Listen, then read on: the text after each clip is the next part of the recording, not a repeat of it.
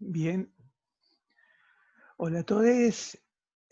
Aunque les parezca mentira, ya este va a ser el último video. Vamos a ver dos temas que si los desarrolláramos con detalle, como desarrollamos los otros, serían muy largos, pero los vamos a ver muy resumidos y en forma muy general, que es la formación de los órganos de los sentidos, específicamente de ojo y de oído, y el desarrollo y la evolución ontogénica de la cresta neural, que entre otras cosas da origen al sistema nervioso periférico. Bien, para la formación de los órganos de los sentidos, importa la formación de unas estructuras que son las plácodas. Las plácodas son áreas en que ocurre una condensación del ectodermo, donde hay mensajes moleculares como el del factor de fibroblasto de crecimiento para fibroblasto tipo 19 y el de WNT, que son diferentes a los que llevan a formar tubo neural, los que cresta neural y epidermis. Las plácodas aparecen como condensaciones y a nosotros las que nos van a interesar básicamente son las plácodas olfatorias, la plácoda cristalina, la plácoda óptica. La plácoda olfatoria no vamos a desarrollarla, sí vamos a hablar muy poco de las otras dos. La plácoda cristalina es fundamental para la formación del ojo. Inicialmente el ojo se forma a partir de dos estructuras.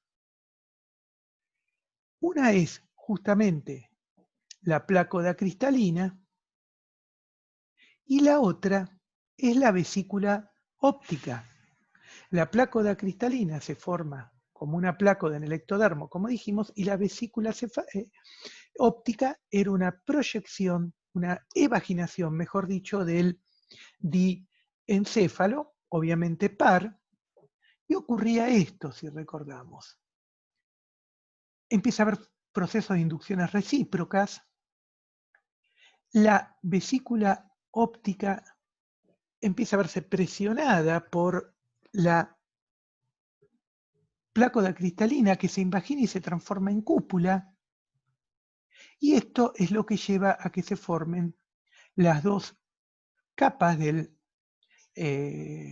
la retina, digamos, las dos grandes capas, que después obviamente se van a subdividir, pero lo que va a originar el epitelio pigmentario y lo que va a originar la retina nerviosa, que ya ustedes conocen. Mientras que la cúpula cristalina termina haciendo una convergencia en sus dos bordes y termina generando el cristalino. El epitelio que queda cubriendo va a originar la córnea. Todos estos son procesos de inducción muy complejos. Acá vemos luego cómo la arteria hialoidea penetra en lo que va a ser el cuerpo vítreo. Fíjense acá entonces, el proceso de invaginación a partir de la plácoda formando esta vesícula del cristalino, que termina cerrándose, separándose, y esto será córnea, y la retina que se ve comprimida para formar las dos capas. Esto es un resumen de todos los procesos de inducción que ocurren a nivel del ojo y cuáles son los tejidos que van generando. Y una cosa importante es que la mayor parte de los componentes conectivos que derivan de un tejido mesenquimático del ojo, en realidad no son mesodérmicos, sino que derivan de las crestas neurales.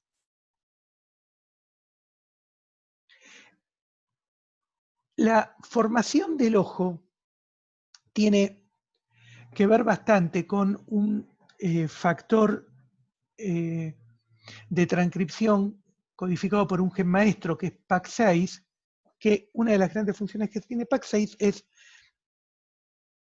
iniciar algunos de los primeros pasos de la formación del ojo, por lo cual es importante que se exprese, porque si no, la formación del ojo se frena muy temprano y es un gen con homología profunda que ya está en la mosca y es el gen maestro para la formación del ojo de la mosca, y también está en los mamíferos.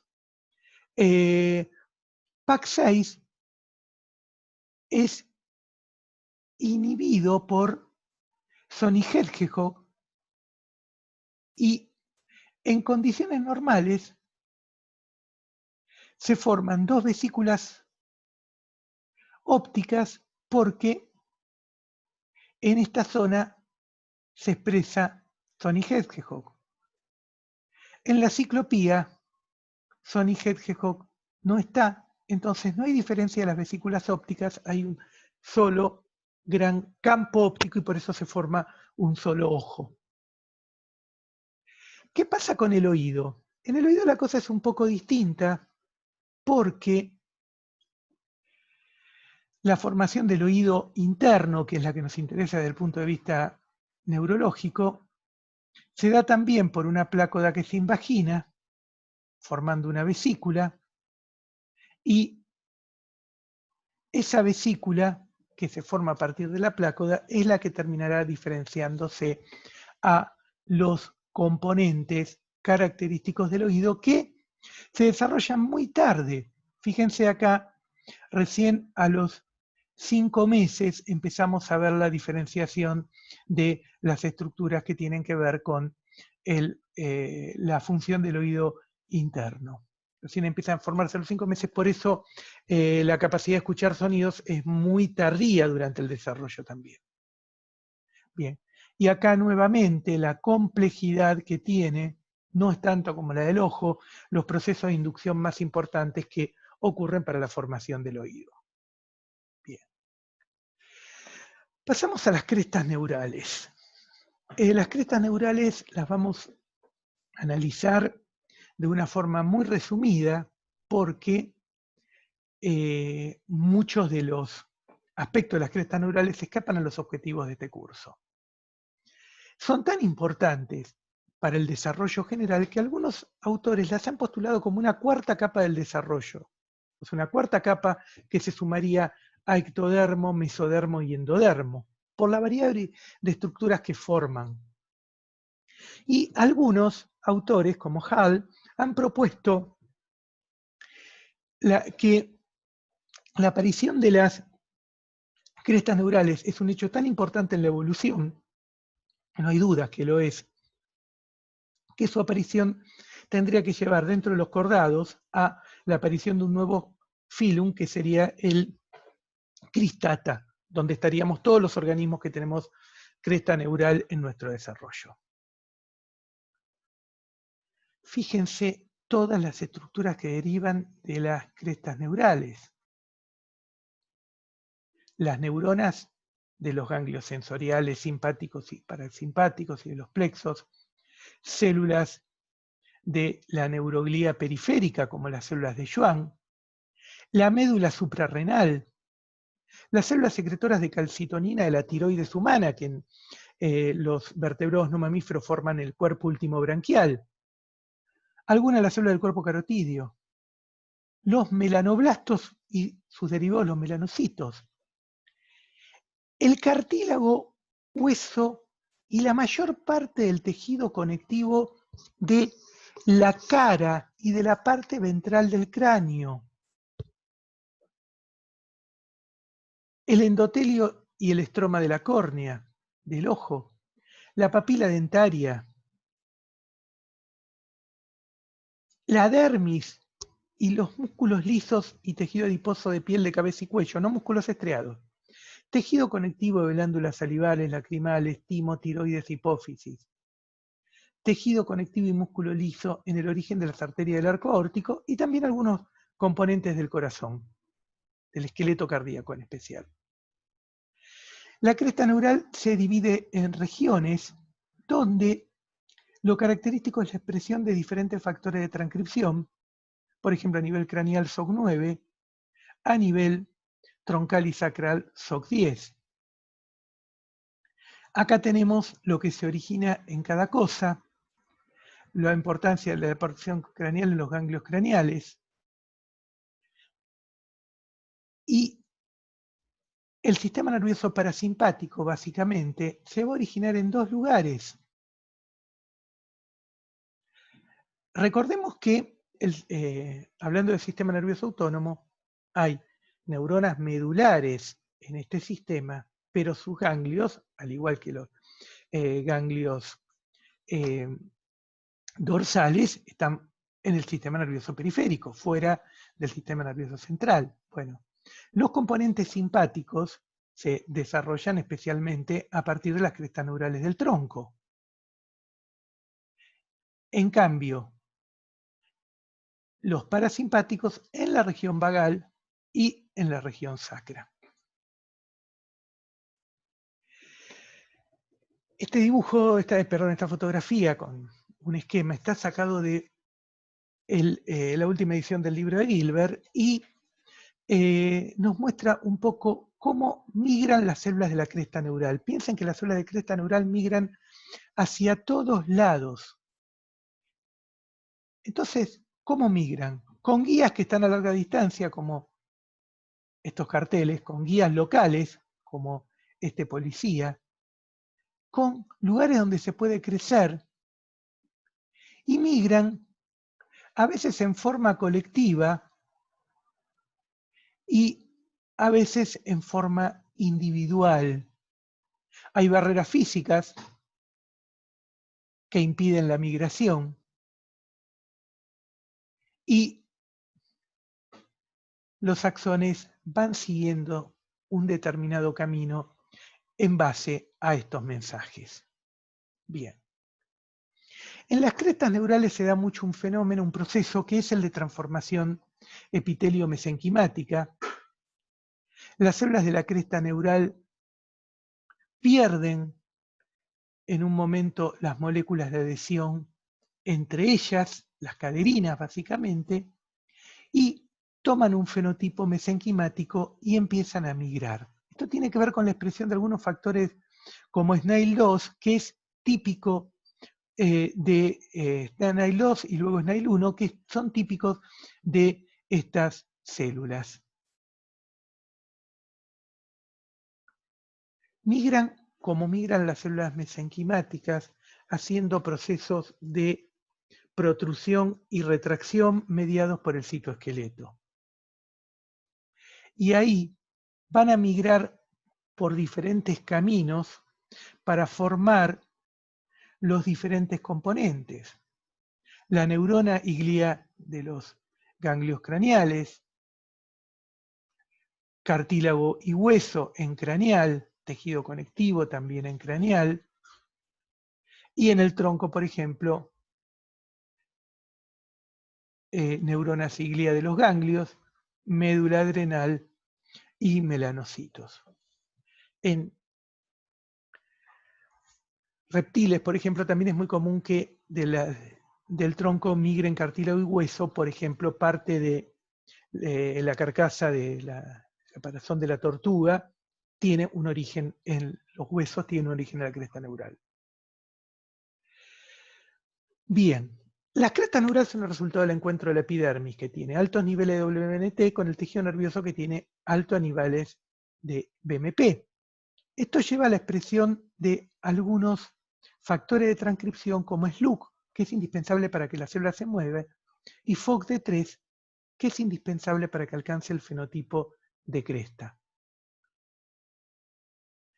Acá vemos cómo migran las células del tronco en dos direcciones. Algunas tienen una migración dorsolateral y, por ejemplo, esas van a ser las células que van a formar los ganglios dorsales, teniendo diferenciación a neuronas o a glía, las células capsulares y las células de Schwann.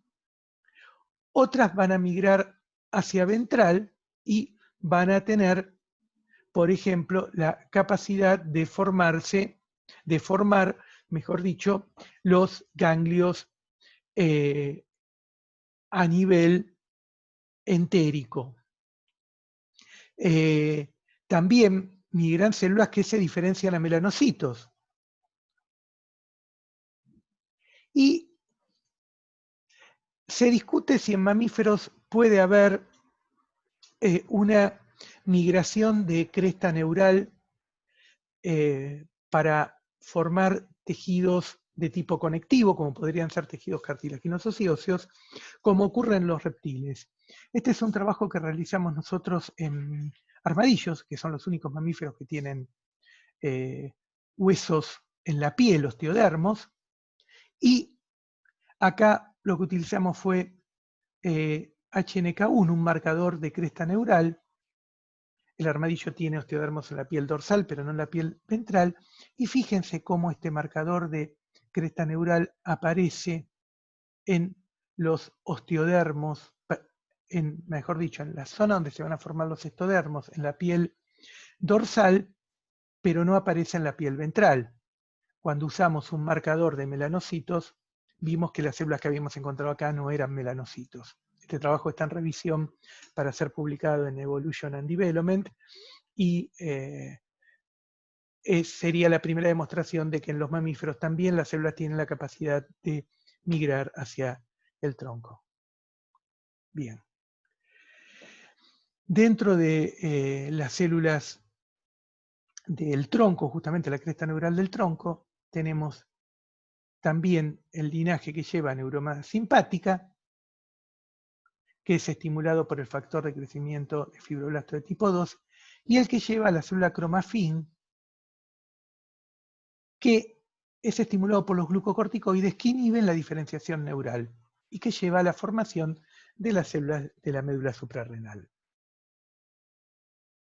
Bien, acá podemos ver resumidos cómo las células de la cresta neural van a partir de una célula STEM, van cambiando, van perdiendo potencialidades hasta generar los linajes específicos de los distintos tipos de células, o sea, los progenitores unipotenciales que terminan con la formación de los diferentes linajes.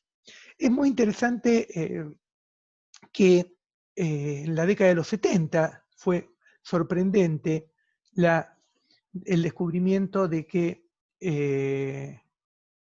se formaba cartílago y hueso a partir de las células de cresta neural. Eso se demostró con unos experimentos que se hicieron colocando células cresta neural de codorniz en un embrión de pollo.